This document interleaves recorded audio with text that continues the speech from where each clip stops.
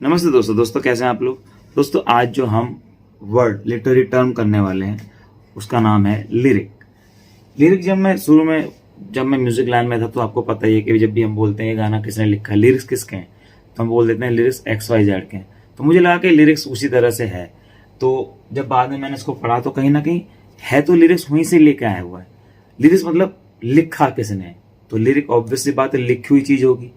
और ये पोएट्री की फॉर्म है, ड्रामा वगैरह के नहीं है। This is A poetry form, simple is that. इसके अंदर क्या होता है, इसके अंदर expressing personal feeling and thoughts, जो पर्सनल फीलिंग और थॉट्स होते हैं इसमें वो एक्सप्रेस करते हैं। तो आप बोलोगे सब चीजों में पर्सनल फीलिंग ही तो होती है, नहीं, इसमें भी आपको समझना पड़ेगा। ये पोएट्री की कैटेगरी है। सपोज करो रोने धोने वाली बात होगी तो क्या आएगा, फिर वो लिरिक थोड़ी ना बोलेंगे, उसको बोलेंगे एलेगी, एलिजी। मैं एलिगी बोल देता हूँ कई बार, पहले मैं इसको एलिगी पढ़ता था। आपको मैं कॉमेडी बात बताता हूँ। प्रोसीजर जो होता है BSc में, जब मेरे साथ एक पर्सन था, क्योंकि प्रैक्टिकल करते हैं तो वहाँ प्रोसीजर लिखना होता है प्रैक्टिकल्स में, जो BSc है उनको पता होगा। वो बहुत वक्त तक अपने मन में उसको प्रोकेड्यूर ही बोलता रहा। तो जब प्रैक्टिकल हुआ तो मेरे पास आया, उसने बोला इसका प्रोकेड्यूर बता दे। प्रोकेड्यूर तो मैंने पढ़ा नहीं, कह रहा क्या बात कर रहा, प्रोकेड्यूर कैसे नहीं पता, तुझे सब पता है, झूठ बोल रहा है। तो ऐसा हो जाता है कई बार, हम प्रोनाउंसिएट कई बार गलत करते हैं।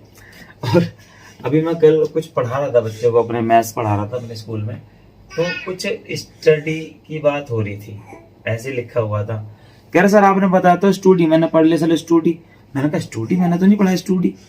तो बच्चों ने बोला सर ये इसको बोल रहा है स्टूडी। में कह रहा स्टूडी, सही बात है, स्टूडी। तो मैंने कहा बात सही है, इंग्लिश में समस्या तो है। देखो अगर आप कुछ चीज़ों को प्रोनाउंसिएट करना नहीं सीखोगे और प्रैक्टिस नहीं करोगे तो पंगा हो जाएगा, ठीक है। तो आपको समझ में आ गया, expressing personal feeling and thoughts होते हैं। और अगर आप ये समझ लीजिए, अगर सब कुछ करो रोने धोने की बात आएगी तो एलिजी की फॉर्म में आ जाएगा, नाचने धोने की बात हो जाएगी तो वो ऑड में आ जाएगा, ठीक है, बैलेट में आ जाएगा, अलग अलग फॉर्म्स हैं। तो ये जो लिरिक है ये अरिस्टोटल जो अरस्तु होता है, उन्होंने कहा पोएम की, उन्होंने भी 3 फॉर्म दी थी। उन 3 फॉर्म में से, क्योंकि वो बड़े सख्त थे, जो पुराने लोग बड़े सख्त होते हैं, चीजों को ज्यादा नहीं खराब करते, तो उनकी जो पुरानी फॉर्म्स थी उसमें एक फॉर्म लिरिकल भी थी। तो ये वाली फॉर्म उनकी ही थी, मतलब ट्रेडिशन चलती हुई आ रही है, वहां से अब लिरिक्स भी बन गए हैं, ठीक है। तो ये बड़ा ही सिंपल और अच्छी तरीके से मैंने समझाने की कोशिश की है कि आपको लिरिक्स समझ में आ जाए। अब जब भी बात आएगी भाई ये पोएट्री है, जैसे कि होता है ना आर्टिस्ट, इसके अंदर हम लिखेंगे something the line has been taken from the poem, lyrical poem something written by ये, व्हाट इज लिटरल पोएम। अब ये लिरिक जो है ना, लिरिकल पोएम, आप उसमें व्हाट इज लिरिकल पोएम नहीं लिखोगे कि this is a lyrical poem and in lyrical poem, इन करके आगे करके इन लिरिकल पोएम, ये जो भी है कॉमा, ये क्या क्या होता है, it's a feeling of expressing and thoughts, ठीक है। It's a part of Aristotle's 3 dimensions like from I am mentioning here, first ये lyrical, second dramatic, then epic, ठीक है।